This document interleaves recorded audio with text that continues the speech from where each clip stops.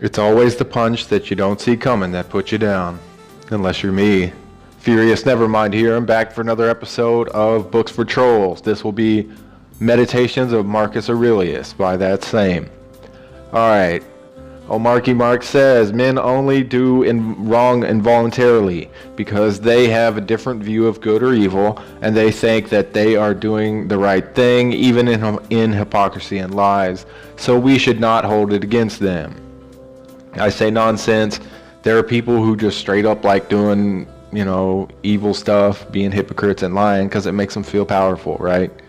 Gives them control they desperately want. So I disagree. There are good and bad men. Again, I disagree. Men meaning people, I suppose. There are fundamentally no good men. All right, no good people. All right, they're all just degrees of bad. One should not be angry or entertain sexual thoughts. Oh, really? Essentially, he kind of gives off the vibe of a low testosterone ruler of nations who was mollycoddled from cradle to grave and who would have everyone like himself as bland as unsweetened porridge. To me, without some degree of passion, life's, why do anything? To me, it'd be pointless. The Stoics use the word passion to describe or discuss many common emotions such as anger, fear, and excessive joy, especially the excessive components. A person experiencing such an emotion, Mr. Aurelius says, has incorrectly valued an indifferent thing. They are harmful because they conflict with right reason. Failure to reason correctly brings about the occurrence of said passions. Now, I agree with the fear thing because although these are all catalysts, some have more place than others.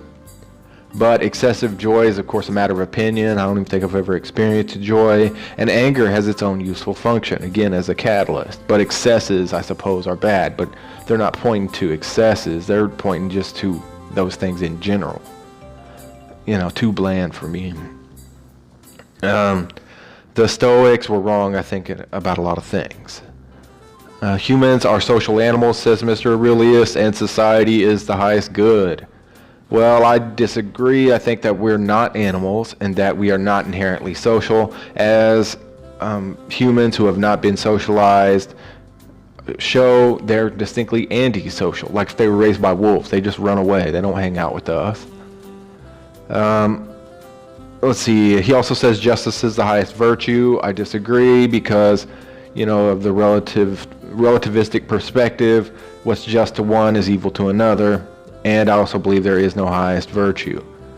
Otherwise, so he also says everything we hear is an opinion, not a fact. Everything we see is a perspective, not a truth.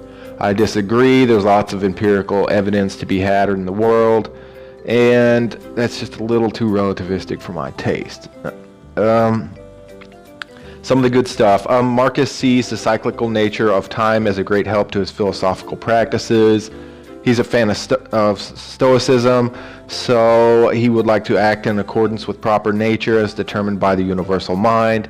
And he believes in the power of positive thinking, or at least neutral thinking. On all those things, I can agree with him. And my favorite quote from Marcus Aurelius is, no thing ought to be done at haphazard or otherwise than accordance with the finishing rules that govern its kind. All right, that's a wrap. Catch you later.